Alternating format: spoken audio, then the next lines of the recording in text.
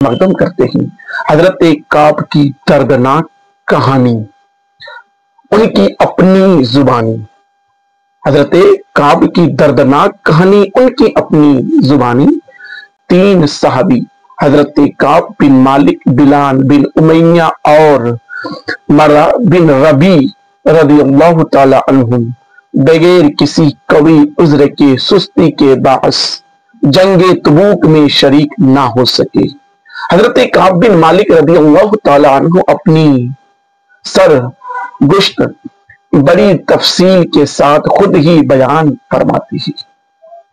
فرماتے ہیں کہ میں جنگ تبوک سے پہلے کسی لڑائی میں بھی اتنا مالدار نہیں تھا جتنا کہ تبوک کے وقت تھا۔ اس وقت میرے پاس خود اپنی ذاتی 2 اٹنیاں تھیں۔ اس سے پہلے کبھی میرے پاس 2 اٹنیاں نہ ہوئی تھی۔ جنگ تبوک کے موقع پر چونکہ سفر دور کا تھا اور گرمی بھی شدید تھی، اس لیے حضور صلی اللہ تعالی علیہ وسلم نے صاف اعلان فرما دیا تاکہ لوگ تیاری کر سکے۔ چنانچہ مسلمانوں کی اتنی بڑی حمایت، اتنی بڑی جماعت حضور کے ساتھ ہو گئی کہ رجسٹر میں ان کا نام بھی لکھنا دشوار تھا، اور مجمع کی کثرت کی وجہ سے کوئی شخص اگر چھپنا چاہتا کہ میں نہ جاؤں اور پتہ نہ چلے تو ہو سکتا تھا اس کے ساتھ ہی پھل بالکل پک رہے تھے۔ یعنی کہ کوئی شخص کہتا کہ کوئی شخص اگر چھپنا چاہتا تو چھپ سکتا تھا، نہ جاؤ اور پتہ نہ چلے تو ہو سکتا تھا، کیونکہ وہ چھپ سکتے تھے، اتنے کثیر تھے، اتنے لوگ زیادہ تھے۔ اس کے ساتھ یہ پھل بالکل پک رہے تھے۔ میں بھی اس سامان سفر کی تیاری کا ارادہ صبح ہی سے کرتا، مگر شام ہو جاتی اور کسی قسم کی تیاری کی نوبت نہ آتی۔ لیکن میں اپنے دل میں خیال کرتا کہ مجھے وسعت حاصل ہے، جب پختہ ارادہ کروں گا تیاری فوراً ہو جائے گی۔ اسی طرح کئی دن گزرتے گئے، حتیٰ کہ حضور صلی اللہ تعالی علیہ وسلم روانہ بھی ہو گئے اور مسلمان آپ کے ساتھ ساتھ، مگر میرا سامان سفر تیار نہ ہوا۔ پھر بھی مجھے یہ خیال رہا کہ 1-2 روز میں تیار ہو کر لشکر سے جا ملوں گا۔ اسی طرح آج کل پر ٹالتا رہا، حتیٰ کہ حضور کے تبوک پہنچنے کا زمانہ آ گیا۔ اس وقت میں نے کوشش بھی کی مگر سامان نہ ہو سکا۔ اب میں جب مدینہ منورہ میں ادھر ادھر دیکھتا ہوں تو پھر وہی لوگ ملتے ہیں جن کے اوپر نفاق کا بدنما داغ لگا ہوا تھا، یا وہ معذور تھے۔ ادھر حضور نے تبوک پہنچ کر دریافت فرمایا کہ کعب نظر نہیں آتے، کیا بات ہوئی؟ ایک صاحب نے کہا، یا رسول اللہ، اس کو مال و جمال کے فخر نے روکا۔ حضرت معاذ نے فرمایا کہ غلط کہا، ہم جہاں تک سمجھتے ہیں وہ بھلے آدمی ہیں، مگر حضور صلی اللہ تعالی علیہ وسلم نے بالکل سکوت فرمایا اور کچھ ارشاد نہ فرمایا، حتیٰ کہ چند روز میں حضور کی واپسی کی خبر سنی تو مجھے رنج و غم ہوا اور فکر پیدا ہوئی۔ دل میں جھوٹے عذر آتے تھے کہ اس وقت کسی فرضی عذر سے حضور کے غصے سے جان بچا لوں، پھر کسی وقت معافی کی درخواست کر لوں گا، اور اس بارے میں اپنے گھرانے کے ہر سمجھدار سے مشورہ کرتا رہا۔ مگر جب مجھے معلوم ہوا کہ حضور صلی اللہ تعالی علیہ وسلم تشریف لے ہی آئے ہیں تو میرے دل نے فیصلہ کیا کہ بغیر سچ کے کوئی چیز نجات نہ دے گی، اور میں نے سچ عرض کرنے کی ٹھان لی۔ حضور کی عادت شریفہ تھی کہ جب سفر سے واپس تشریف لاتے تو مسجد میں تشریف لے جاتے اور 2 رکعت تحت المسجد پڑھتے اور وہاں تھوڑی دیر تشریف رکھتے کہ لوگوں سے ملاقات فرمائیں۔ چنانچہ حسب معمول حضور تشریف لائے اور مسجد میں تشریف لے گئے اور وہاں تشریف فرمائے، اور منافق لوگ آ کر جھوٹے جھوٹے عذر کرتے اور قسمیں کھاتے رہے۔ حضور صلی اللہ تعالی علیہ وسلم ان کے ظاہر حال کو قبول فرماتے رہے اور باطن سے اعراض فرماتے رہے۔ اتنے میں بھی حاضر ہوا اور سلام کیا۔ حضور نے ناراضگی کے انداز میں تبسم فرمایا اور اعراض فرمایا۔ میں نے عرض کیا، یا نبی اللہ، آپ نے اعراض کیوں فرمایا؟ خدا کی قسم میں نہ تو منافق ہوں نہ مجھے ایمان میں کچھ تردد ہے۔ ارشاد فرمایا، یہاں آ۔ میں قریب ہو کر بیٹھ گیا۔ حضور صلی اللہ تعالی علیہ وسلم نے فرمایا، تجھے کس چیز نے روکا؟ میں نے عرض کیا، یا رسول اللہ، اگر میں کسی دنیا دار کے پاس اس وقت ہوتا تو مجھے یقین ہے کہ میں اس کے غصہ سے کوئی نہ کوئی بات بنا کر خلاصی پا لیتا کہ مجھے بات کرنے کا سلیقہ اللہ نے عنایت فرمایا۔ لیکن یا رسول اللہ صلی اللہ تعالی علیہ وسلم، آپ کے متعلق مجھے علم ہے کہ آپ کے سامنے جھوٹ نہیں چل سکتا۔ یا رسول اللہ، بے شک آپ کو غصہ آ رہا ہے، لیکن قریب ہے کہ خدا کی ذات پاک آپ کے عتاب کو زائل کر دے گی۔ حضور، میں سچ ہی عرض کرتا ہوں کہ واللہ مجھے کوئی عذر نہ تھا، اور جیسا فارغ اور وسعت والا میں اس زمانے میں تھا، کسی زمانے میں بھی اس سے پہلے نہ ہوا تھا۔ حضور نے فرمایا، اس نے سچ کہا۔ پھر فرمایا کہ اچھا اٹھ جاؤ، تمہارا فیصلہ حق تعالی خود فرمائے گا۔ میں وہاں سے اٹھا تو میری قوم کے بہت سے لوگوں نے مجھے ملامت کی کہ تو نے اس سے پہلے کبھی کوئی گناہ نہ کیا تھا۔ اگر تو کوئی عذر کر کے حضور سے استغفار کی درخواست کرتا تو حضور صلی اللہ تعالی علیہ وسلم کا استغفار تیرے لیے کافی تھا۔ میں نے ان سے پوچھا کہ کوئی اور بھی ایسا شخص ہے جس کے ساتھ یہ معاملہ ہوا ہو؟ لوگوں نے بتایا کہ 2 شخصوں کے ساتھ اور بھی یہی معاملہ ہوا کہ انہوں نے بھی یہی گفتگو کی جو تو نے کی، اور یہی جواب ان کو بھی ملا ہے جو تجھ کو ملا۔ ایک بلال بن امیہ، دوسرے مرارت بن ربی۔ میں نے دیکھا کہ وہ صالح شخص جو دونوں بدری ہیں، یعنی بدر میں بدری وہ لوگ کہلاتے ہیں جو بدر کی لڑائی میں شریک ہوئے، ان کی بزرگی اور بڑائی مسلم ہے۔ حدیث میں بھی ان کی بڑی فضیلت آئی ہے، اور کتنی ہی حدیثوں میں ان کی مغفرت اور اللہ تعالیٰ کے ان سے خوش ہونے کی بشارتیں آئی ہیں۔ بدری اسی کو کہتے ہیں۔ اب ان کے ساتھ بدری وہ بھی میرے شریک حال ہیں۔ حضور صلی اللہ تعالی علیہ وسلم نے ہم تینوں سے بولنے کی ممانعت بھی فرما دی کہ کوئی شخص ہم سے کلام نہ کرے۔ اب اس ارشاد کی صحابہ کرام رضی اللہ عنہم اجمعین نے تعمیل اس طرح کر کے دکھائی کہ کعب فرماتے ہیں کہ حضور کی ممانعت پر لوگوں نے ہم سے بولنا چھوڑ دیا اور ہم سے اجتناب کیا، گویا دنیا ہی بدل گئی، حتیٰ کہ زمین باوجود اپنی وسعت کے ہمیں تنگ معلوم ہونے لگی، سارے لوگ اجنبی معلوم ہونے لگے، دور در و دیوار بیگانے ہو گئی۔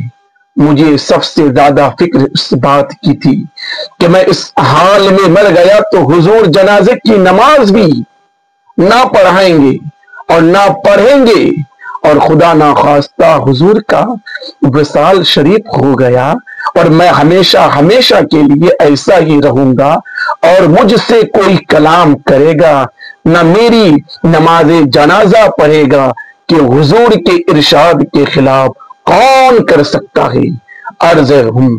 غرض ہم تینوں نے 50 دن اسی حال میں گزارے۔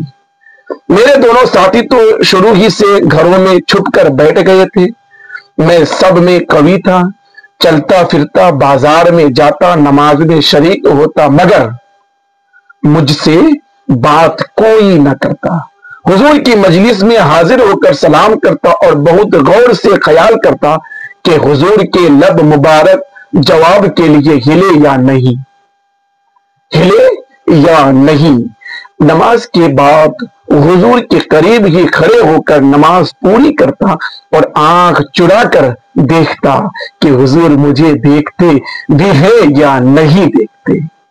جب میں نماز میں مشغول ہوتا تو حضور مجھے دیکھتے، اور جب میں ادھر متوجہ ہوتا تو حضور منہ پھیر لیتے اور میری جانب سے اعراض فرما لیتے۔ غرض یہی حالات گزرتے رہے اور مسلمانوں کا بات چیت بند کر دینا مجھ پر بہت ہی بھاری ہو گیا۔ تو میں ابو قتادہ کی دیوار پر چڑھا، وہ میرے رشتہ کے چچا زاد بھائی تھے اور مجھ سے تعلقات بھی بہت ہی زیادہ تعلقات تھی۔ میں نے اوپر چڑھ کر سلام کیا تو انہوں نے بھی سلام کا جواب نہ دیا۔ میں نے ان کو قسم دے کر پوچھا کہ کیا تمہیں معلوم نہیں کہ مجھے اللہ اور اس کے رسول سے محبت ہے؟ انہوں نے اس کا جواب نہ دیا۔ میں نے دوبارہ قسم دی اور دریافت کیا، وہ پھر بھی چپ ہی رہی۔ میں نے تیسری مرتبہ پھر قسم دے کر پوچھا، انہوں نے صرف اتنا کہا، اللہ جانے اور اس کا رسول۔ یہ کلمہ سن کر میری آنکھوں سے آنسو نکل پڑے اور وہاں سے لوٹ آیا۔ اسی دوران میں ایک مرتبہ مدینہ کے بازار میں جا رہا تھا کہ ایک قطبی کو جو نصرانی تھا اور شام سے مدینہ منورہ اپنا غلہ فروخت کرنے آیا تھا، یہ کہتے ہوئے سنا کہ کوئی کعب بن مالک کا پتہ بتا دو۔ وہ لوگوں نے اس کو میری طرف اشارہ کر کے بتایا۔ وہ نصرانی میرے پاس آیا اور غسان کے کافر بادشاہ کا خط مجھے لا کر دیا۔ اس میں لکھا ہوا تھا، ہمیں معلوم ہے کہ تمہارے آقا نے تجھ پر ظلم کر رکھا ہے، تجھے اللہ ذلت کی جگہ نہ رکھے اور نہ ضائع کرے، تم ہمارے پاس آ جاؤ، ہم تمہاری مدد کریں گے۔ حضرت کعب بن مالک فرماتے ہیں کہ میں نے یہ خط پڑھ کر اِنَّ لِلَّهِ وَإِنَّ لِلَّهِ وَإِنَّ إِلَيْهِ راجعون پڑھی کہ میری حالت یہاں تک کہ پہنچ گئی ہے کہ کافر بھی مجھ میں طمع کرنے لگے ہیں اور مجھے اسلام تک سے ہٹانے کی تدبیر ہونے لگی ہے۔ یہ ایک مصیبت اور آئی اور اس خط کو میں نے تنور میں پھینک دیا اور حضور سے جا کر عرض کیا کہ یا رسول اللہ صلی اللہ تعالی علیہ وسلم، اب تو آپ کے اعراض کی وجہ سے کافر بھی مجھ میں طمع کرنے لگے۔ اسی حالت میں ہم پر 40 روز گزرے تھے کہ حضور کا قاصد میرے پاس حضور کا یہ ارشاد لے کر آیا کہ اپنی بیوی کو بھی چھوڑ دو۔ اللہ اکبر۔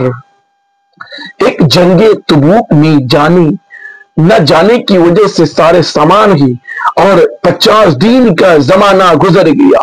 50 دن گزرنے کے بعد حضور نے کہا کہ تم اپنی بیوی کو چھوڑ دو، اب اس کے بعد کیا ہوتا ہے؟ میں نے دریافت کیا کہ منشا ہے، کیا منشا ہے؟ اس کو طلاق دے دوں؟ کہا نہیں، بلکہ اس سے علیحدگی اختیار کر لوں۔ اور میرے دونوں ساتھیوں کے پاس بھی انہی قاصد کی معرفت یہی حکم پہنچا۔ میں نے اپنی بیوی سے کہہ دیا کہ تو اپنے میکے میں چلی جا، جب تک اللہ تعالیٰ اس امر کا فیصلہ نہ فرمائے وہی رہنا۔ بلال بن امیہ کی بیوی حضور کی خدمت میں حاضر ہوئی اور عرض کیا، یا رسول اللہ، بلال بالکل بوڑھے شخص ہیں، کوئی خبر گیری کرنے والا نہ ہوگا تو ہلاک ہو جائیں گے، اگر آپ اجازت دے تو میں کچھ کام کاج ان کا کر دیا کروں۔ حضور نے فرمایا اچھا، اس بات کی تجھے اجازت ہے مگر قریب نہ ہو۔ انہوں نے عرض کی یا رسول اللہ اس بات کی طرف تو ان کو میلان بھی نہیں، جس روز سے یہ واقعہ پیش آیا ہے آج تک ان کا وقت روتے ہی گزر رہا ہے۔ حضرت کعب فرماتے ہیں کہ اس حال میں 10 روز اور گزرے کہ ہم سے بات چیت میل جول جتنے بھی تھے پورے 50 دن ہو گئے۔ 50ویں دن صبح کی نماز اپنے گھر کی چھت پر پڑھ کر میں نہایت غمگین بیٹھا ہوا تھا۔ زمین مجھ پر بالکل تنگ تھی اور زندگی دو بھر ہو رہی تھی کہ کہیں سے پہاڑ کی چوٹی پر ایک زور سے چلانے والے نے آواز دی کہ کعب خوشخبری ہو تم کو۔ میں اتنا ہی سن کر سجدہ میں گر گیا اور خوشی کے مارے رونے لگا اور سمجھا کہ تنگی دور ہو گئی، اور حضور صلی اللہ تعالی علیہ وسلم نے صبح کی نماز کے بعد ہماری معافی کا اعلان فرمایا، جس پر ایک شخص نے پہاڑ پر چڑھ کر زور سے آواز دی۔ جب سب سے پہلے پہنچ گئی اس کے بعد ایک صاحب گھوڑے پر سوار بھاگے ہوئے آئے۔ میں نے اپنے پہنے کے کپڑے اس بشارت دینے والے کی نظر کر دی، جو کپڑا ہم پہنتے تھے استعمال کرتے تھے ان کے حوالے کر دیے، اور میں نے اپنے اور پھر حضور صلی اللہ تعالی علیہ وسلم کی خدمت میں حاضر ہوا۔ اسی طرح میرے دونوں ساتھیوں کے پاس بھی خوشخبری لے کر ایک لوگ گئے۔ میں جب مسجد نبوی میں گیا تو وہ لوگ جو خدمت اقدس میں حاضر تھے مجھے مبارکباد دینے کے لیے دوڑے، اور سب سے پہلے ابو طلحہ نے بڑھ کر مبارکباد دی اور مصافحہ کیا، جو ہمیشہ ہی یاد رہے گا۔ میں نے حضور کی بارگاہ میں جا کر سلام کیا تو چہرہ انور کھل رہا تھا اور خوشی کے انوار چہرے مبارک سے ظاہر ہو رہی تھی۔ حضور کا چہرہ مبارک خوشی کے وقت چاند کی طرح چمکنے لگتا تھا۔ میں نے عرض کیا یا رسول اللہ، میری توبہ کی تکمیل یہ ہے کہ میری جتنی جائیداد ہے وہ سب اللہ کے راستے میں صدقہ ہے، اس لیے کہ یہ امارت وہ ثروت ہی اس مصیبت کا سبب بنی تھی، اسی لیے اس مصیبت کا سبب بنی تھی۔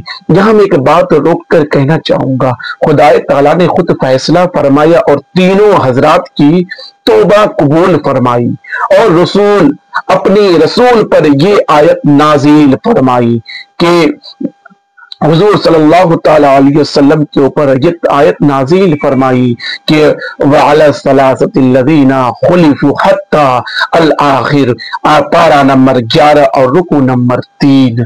میرے عزیز میرے دوستو، حضور نے فرمایا کہ اس میں تنگی ہو گئی، کچھ حصہ اپنے پاس بھی رہنے دو۔ میں نے عرض کیا بہتر ہے کچھ حصہ میرے پاس بھی رہنے دیا جائے، مجھے سچ ہی نے نجات دی، اس لیے میں نے عہد کیا ہمیشہ سچ ہی بولوں گا، ہمیشہ سچ ہی بولوں گا۔ میرے عزیز میرے دوستو، اب بتائیے کہ نبی کی ساتھ کس طرح محبت کرتے تھے، نبی سے کس قدر پیار کرتے تھے، نبی سے کس قدر الفت کرتے تھے، مگر آج ہم نبی سے کیا کر رہے ہیں؟ نبی کے فرمان کو ہم ٹھکرا رہے ہیں، نبی کے فرمان کو پورا نہیں کرتے ہیں۔ اب آئیے اس واقعہ کے ماحصل کیا ہوتا ہے۔ صحابہ کرام رضوان اللہ علیہم اجمعین کی اطاعت، دینداری، اللہ کے خوف کا ایک نمونہ ہے۔ ان پاک لوگوں کی پاکیزہ زندگیوں کی مثال کسی امت میں نہیں ملتی، اور یہ لوگ واقعی خیر الامم کی صحیح مصداق ہے۔ دیکھیے سچے وہ پکے مومن ہیں، جنگ میں ہمیشہ شریک رہے ہیں، مگر ایک مرتبہ غیر حاضری پر کیا عتاب ہوا، क्या क्या आजाब, क्या क्या मुसीबतें, क्या क्या परेशानी झेलनी पड़ी। अब और उसको किस फरमा बरदारी से बर्दाश्त किया, किस तरह परेशानी को बर्दाश्त किया कि 50 दिन रो रो कर गुजार दिए। और माल जिसकी बदौलत ये वाकया पेश आया वो भी सदका कर दिया। और दूसरे मुसलमान, हत्ता कि इन तीनों की बीवियां भी फरमाने रसूल पर इन तीनों से हर किस्म का ताल्लुक मुनक़ता कर लेती ही। और हजरत काब की तरफ एक काफिर बादशाह का खत भी आता ही। मगर आज कितना मेरा ईमान कमजोर होता गया है, हमारा ईमान कितना कमजोर है। अगर हमें कोई लालच दे दे, अगर हमें कुछ कह दे तो हम उसके तरफ फौरन बह जाते हैं, हम उसके तरफ फौरन चले जाते हैं। याद रखना कि नबी से मोहब्बत किस कदर, नबी से किस कदर मोहब्बत था, नबी से किस कदर प्यार था। हमको दौलत आज प्यारी है, मगर वो बादशाह का खत को भी नहीं लिया और तंदूर में, चूल्हे में डाल दिया कि जल जाए, और मुझे उसका कोई परवाह नहीं। और घर के कोने में छुपकर और रो रहे हैं, आंसू बहा रहे हैं। मेरे अजीज, मेरे दोस्तों, अब बताइए कि ये है नबी से मोहब्बत का सिला, नबी से मोहब्बत का सिला जिसका गवाह खुद खुदा दे रहा हूं। तो मेरे अजीजों, मेरे दोस्तों, जब मगर हजरत काब बजाय किसी इश्तियाल के नादम होते हैं और पहले से भी ज्यादा पशेमान होकर बारगाह नबी में हाजिर होते हैं। और खतरा भी लाहिक है कि कहीं खुदा और रसूल की नाराजगी से दोनों जहां बर्बाद ना हो जाए। एक हम भी हैं और अल्लाह और उसके रसूल के अहकाम भी सामने ही। बड़े से बड़ा हुक्म नमाज ही का ले लीजिए और फिर देखिए हम उसकी तामील कहां तक करते हैं, और जो करते हैं वो भी कैसी करते हैं। इसके बाद ज़कात और हज तो पूछना ही क्या कि इसमें माल भी खर्च होता है, और हज में माल, पैसा भी, रुपया भी खर्च होता है, मेहनत भी लगती है। इस दर्दनाक कहानी से यह भी मालूम हुआ कि सहाबाए किराम रज़ियल्लाहु तआला अन्हुम अजमईन दीन और मजहब के सच्चे और पक्के फिदाई और शहदाई थे, और वो किसी कीमत पर भी दीन को छोड़ना नहीं चाहते थे। और जो लोग माज़अल्लाह हुजूर के सहाबा के दीन पर इतराज करते हैं वो बड़े ना काबिलियत बर्दाश्त है, और उनके साथ जो बुरा भला कहे उनके साथ ना दो, उनके साथ ना रहो, ना उनके साथ उठो, ना उनके साथ बैठो। जो सहाबा थे यकीनन नबी से सच्चे दिल से मोहब्बत करते थे, नबी से प्यार करते थे। आज हम उनके बारे में तरह तरह के देखते ही तो हमें उनकी बातों पर नहीं आना चाहिए, बल्कि जिस तरह नबी ने नबी से मोहब्बत साहबाना की है तो हम कहां कर पा रहे हैं। साहबा अपनी नबी के लिए सारे दौलत लुटा देते थे, सारी चीज लुटा, हम क्या करते हैं।